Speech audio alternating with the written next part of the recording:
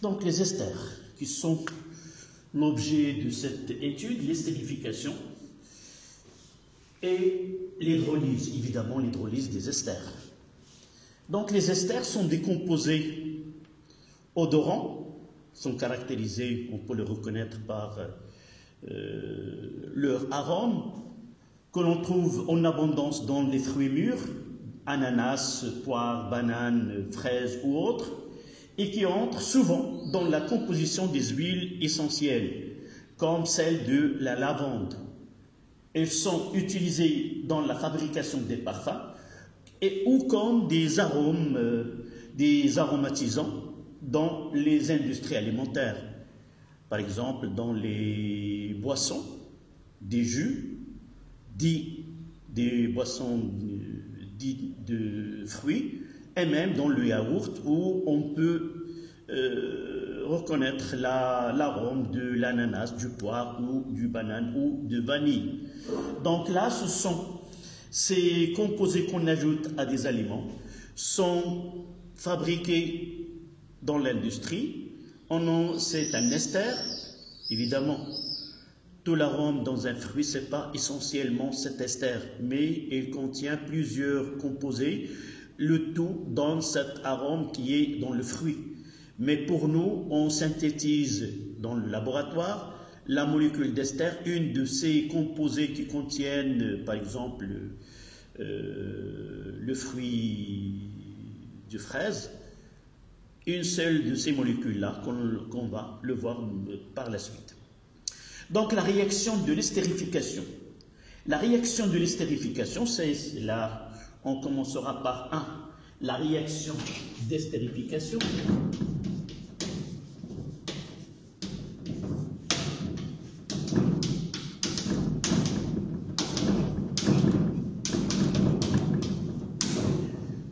La réaction d'estérification. Dans les annales de chimie, le savant le plus connu qui a essayé d'étudier cette transformation chimique, c'est le savant français qui est Berthelot. Il a commencé à étudier la réaction entre un acide carboxylique et un alcool qui donne la formation d'un ester. Généralement, le même procédé qu'on utilise, c'est le même qui a fait ce savant-là, Berthelot. Qu'est-ce qu'il a fait? Il a fait un mélange équimolaire de l'acide carboxylique et de l'acide éthanoïque et de l'éthanol. On fait un mélange réactionnel qu'on le répartit dans des ampoules scellées, mis dans une étuve à température constante.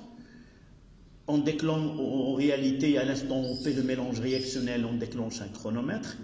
Et au cours de temps, on fait un prélèvement et on dose l'acide restant dans le mélange réactionnel. Et ainsi, on peut suivre l'évolution de la transformation chimique. Et par la suite, on arrive à déterminer les caractéristiques de cette réaction. Donc, par définition, l'estérification, c'est la réaction chimique qui mène à former un ester à partir d'un acide carboxylique et d'un alcool. Donc ça, c'est la définition. Une estérification est une réaction entre un alcool et un acide et il conduit à un ester et de l'eau. Et voici l'équation modélisant cette transformation. Voilà R, CO pour H, plus R prime pour H, il donne RCO pour R prime plus H2O.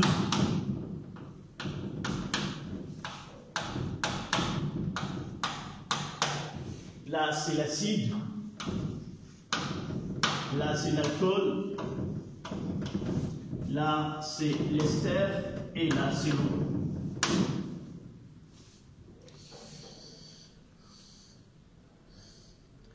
Ce qui se produit là, c'est que au cours de cette transformation, l'acide carboxylique va perdre un hydrogène, celle-là. Voici ce qu'il va se produire.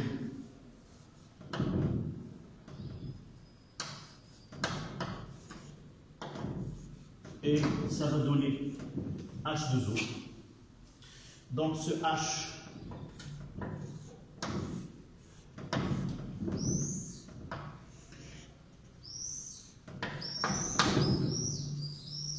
et le reste, on aura l'ester.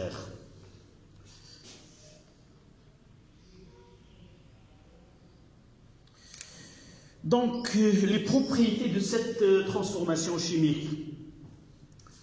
D'après cette étude qui a été faite, alors, et on vous demande généralement quelles sont les caractéristiques de l'estérification, là, elle est lente, c'est-à-dire nécessite trop de temps pour atteindre la limite. Elle est limitée, c'est-à-dire aucun réactif n'est consommé totalement, et par la suite, elle n'est pas limitant. Et elle est athermique, c'est-à-dire ne nécessite pas d'apport d'énergie thermique, ce n'est pas la peine de la chauffer pour produire, c'est pas la peine de la chauffer pour se produire et ne nécessite aucun, et ne donne aucun dégagement de la chaleur. C'est-à-dire, la réaction, elle est née endothermique. Endothermique, ça veut dire la réaction ne peut se produire que si on ne fait pas un apport énergétique, il ne se produit pas. Mais là, la réaction se déclenche, spontanée, à la température ambiante dans laquelle se réalise, mais la durée d'atteindre la fin de cette réaction dépend de la température dans laquelle se réalise cette réaction.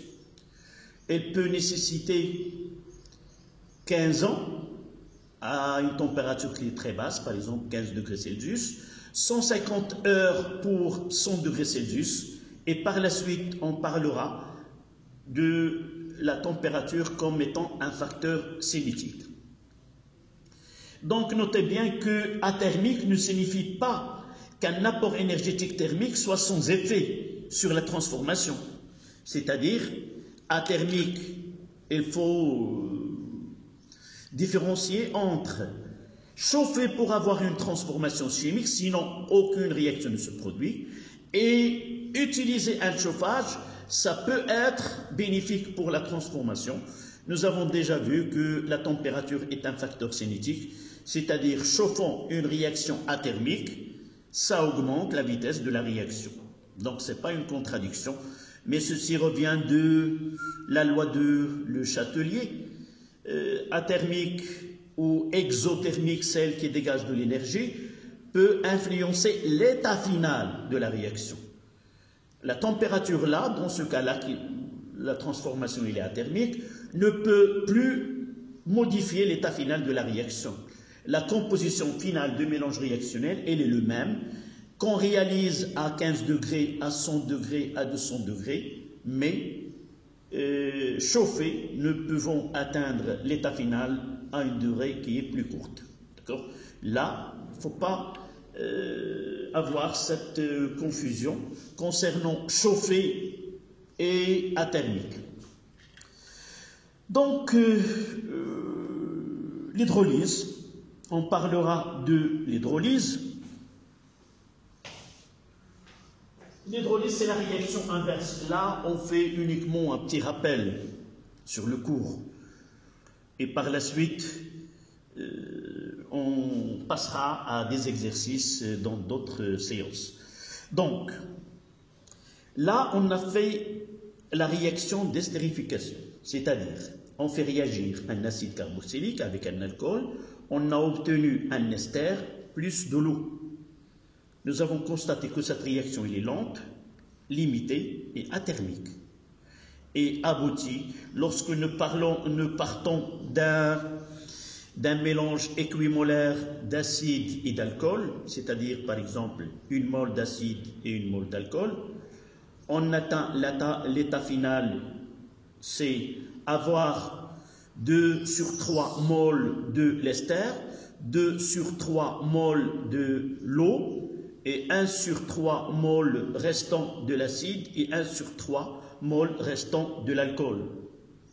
À noter de cette réaction, on ne travaille pas dans des solutions aqueuses, c'est-à-dire des solutions dans lesquelles l'eau est un solvant, et par la suite, on ne donnera pas le facteur 1 dans l'équation, dans l'écriture du quotient de réaction ou dans l'équilibre, dans la constante d'équilibre.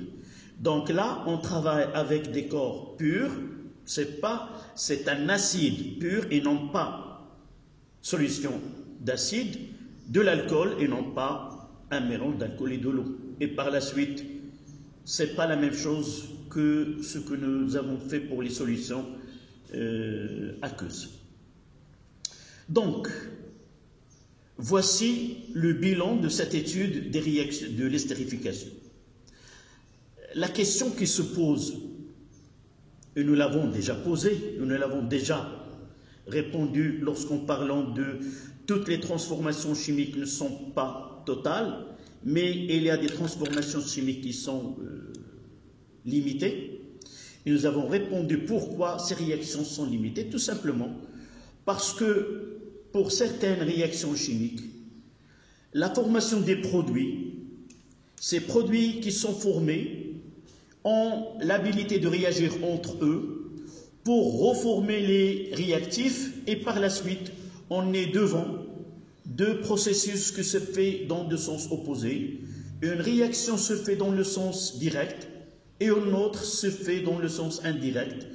Et le système évolue vers un état final dans lequel il y a la coexistence des espèces chimiques, réactifs et produits, sans qu'on ait devant un réactif limitant ou un produit qui est limitant. C'est le même cas. Donc, si nous essayons de laisser l'estérification à part et de partir d'une réaction chimique dans laquelle on fait réagir un ester avec l'eau, alors dans ce cas-là, on constate qu'il y a formation d'un acide carboxylique et d'un alcool. Si nous suivons l'évolution de systèmes chimiques, on va constater les mêmes caractéristiques que celles observées pour l'estérification. C'est-à-dire, on va constater que la réaction elle est limitée, on va constater que la réaction elle est lente, et aussi que la transformation elle est athermique. Évidemment, si nous essayons d'utiliser des facteurs cinétiques qui vont influencer la réaction, la cinétique chimique de la réaction, on va constater de la même façon qu'on peut augmenter la vitesse de la réaction pendant l'hydrolyse aussi que pendant l'estérification en élevant la température et en ajoutant un catalyseur qui est les ions H3O+, en ajoutant de l'acide sulfurique concentré. Et aussi, si nous partons d'un mélange équimolaire, une mole d'alcool, une mole d'ester et une mole d'eau, on va aboutir à la même composition finale. C'est-à-dire, on aura 2/3 restants de l'ester, 2/3 restants de l'acide et la formation de 1/3 d'acide et 1/3 de l'alcool. Ce qui donne la conclusion suivante, que l'estérification et l'hydrolyse, ce sont deux transformations chimiques qui coexistent dans le même mélange réactionnel. Elles ont les mêmes propriétés et les mêmes caractéristiques. Et l'une limite l'autre. Si nous partons de l'estérification, ça sera l'hydrolyse qui va limiter cette estérification et ramener le mélange réactionnel à la même équilibre et la même composition finale. Donc on parlera d'une transformation chimique réversible entre l'estérification et l'hydrolyse. Et le système évolue vers un état d'équilibre caractérisé par une composition qui est bien déterminée à l'avance. Évidemment, cet état final peut être influencé par plusieurs facteurs. D'abord, on peut faire déplacer l'équilibre dans un sens ou dans un autre en jouant sur des facteurs comme d'abord travailler en excès d'un réactif ou essayer d'enlever d'un élément de mélange réactionnel. Ceci suit les lois de la chimie. Une augmentation de concentration déplace l'équilibre dans le sens de sa consommation et l'ajout d'un élément qui influence l'équilibre déplace l'équilibre dans le sens de sa consommation. Enlever un élément va essayer de déplacer l'équilibre dans le sens de sa formation.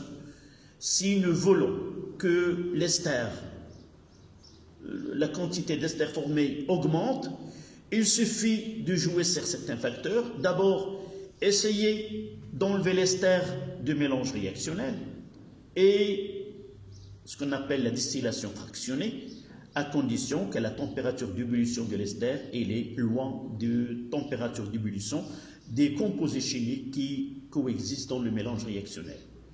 Enlever l'eau par exemple, donc on va essayer de déplacer l'équilibre dans la formation de l'eau et aussi la formation de l'ester, et en ajoutant le bicarbonate de sodium dans le mélange réactionnel. Une fois que l'eau est formée, elle est absorbée par ce corps-là et par la suite favoriser la production de l'ester.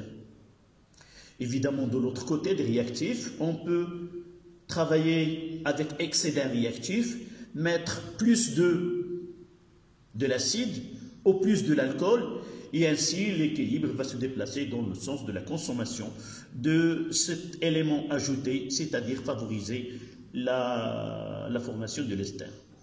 Vous voyez que toutes ces propositions se déplacent dans le sens d'avoir plus d'ester. Industriellement, on fait de l'industrie alimentaire ou autre, c'est avoir ces esters. Donc l'objectif de ces réactions, c'est avoir ce qu'on appelle un rendement maximal pour la production. Vous voyez dans les parfumeries, la matière première elle est très chère et synthétiser un ester ou un produit qui entre dans les parfumeries, dans les parfums, ça nécessite beaucoup d'investissement. Et vous voyez, plusieurs tonnes de fleurs ne donnent qu'un litre de cet ester-là, et par la suite, vous voyez qu'elle coûte des millions et des millions de centimes pour avoir ce litre de cette matière-là. D'accord? Donc, on parle à la limite de réaction. Donc, comme vous voyez comme résumé,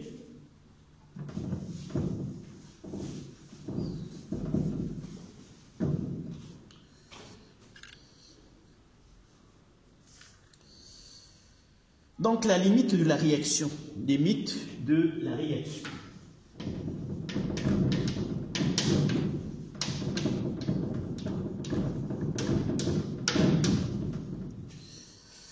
Donc, elle est indépendante de la température, c'est-à-dire la composition finale ne peut pas être changée en changeant la température du mélange réactionnel, ni la pression, ni le catalyseur, mais ni de la nature de l'acide, mais dépend de la classe de l'alcool. D'accord?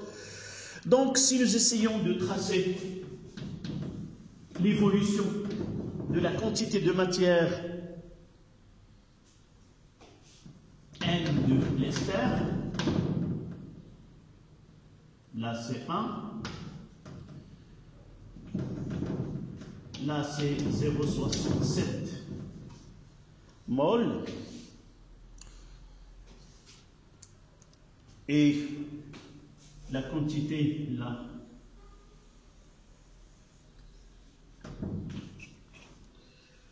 vous voyez, là, ça concerne, on va essayer de mettre, et là,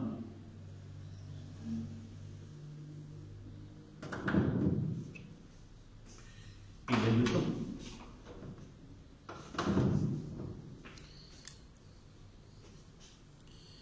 Celle-là, ça concerne On parle d'une mole d'ester et d'une mole d'eau, c'est-à-dire c'est l'hydrolyse.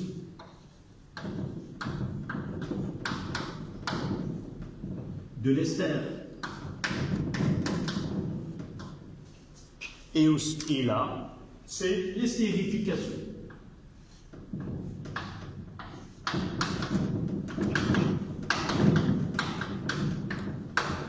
C'est la réaction entre un acide et un alcool.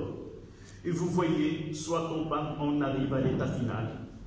Là, c'est état final. Cet état final, évidemment, si nous commençons par N, une quantité, un mélange équimolaire de N, on aura ici de N sur 3. D'accord? On arrive ici de N sur 3. Donc, l'état d'équilibre. L'estérification et l'hydrolyse sont deux transformations chimiques. L'une inverse l'autre. Ils se font simultanément et se limitent mutuellement. Donc, ce sont deux réactions simultanées. L'une limite l'autre et se produit dans les mêmes conditions. Ils ont les mêmes caractéristiques. L'état d'équilibre est la situation pour laquelle la vitesse de la réaction d'estérification, elle est la même que la vitesse d'hydrolyse de l'ester formé.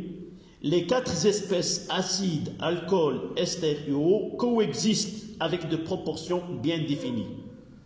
Le taux d'avancement de sa transformation, elle est inférieur à 1. Mais n'oublions pas qu'on obtient avec un mélange équimolaire d'un acide carboxylique et d'alcool au même état d'équilibre, même limite, qu'avec un mélange équimolaire d'ester, c'est-à-dire soit mol-mol, soit d'un mélange équimolaire. Donc, ceci nous ramène à parler du rendement de la réaction d'estérification. Le rendement R d'une réaction est le rapport de la quantité de matière formée expérimentalement, N expérimentale, et la quantité de matière formée théoriquement, si la réaction est considérée comme totale. Donc le rendement R, c'est N expérimental sur N théorique. C'est-à-dire on réalise à partir d'un procédé qui est expérimental, on fait une réaction donnée, à la fin, à l'équilibre, on essaie par exemple de doser l'acide restant, et à partir de là, on peut déterminer la composition du mélange réactionnel. Mais une petite remarque, ça concerne cette quantité de matière expérimentale. Quoi qu'il soit le procédé, toujours on aura ce taux, et il est généralement R.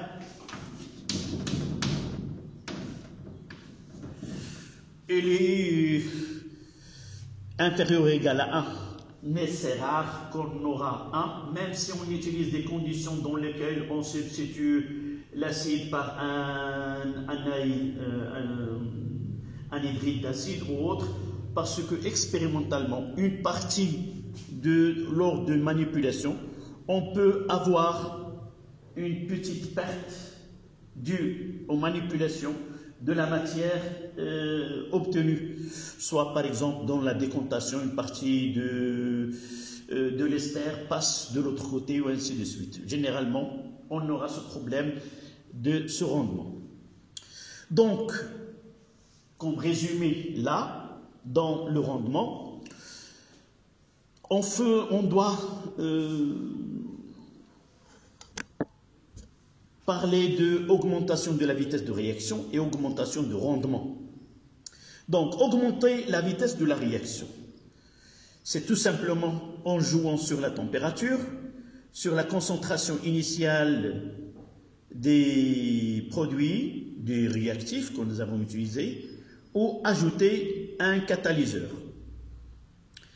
Améliorer le rendement, c'est-à-dire ce rendement-là, c'est soit opérer en ajoutant un réactif en excès, soit éliminer un produit formé, comme je viens de dire tout simplement juste avant. Nous avons dit que le rendement il est affecté par la classe d'alcool. Le rendement d'une réaction d'estérification entre un acide carboxylique et un alcool dépend de la classe d'alcool utilisée. Et nous avons là, dans les mêmes conditions, et on change uniquement la classe d'alcool, on voit que pour un alcool primaire, le rendement est 67%, un alcool secondaire, 60%, et pour un alcool tertiaire, uniquement, le rendement est de 5%. Voilà, il ne reste une partie, c'est la saponification. On le verra juste après, Inch'Allah.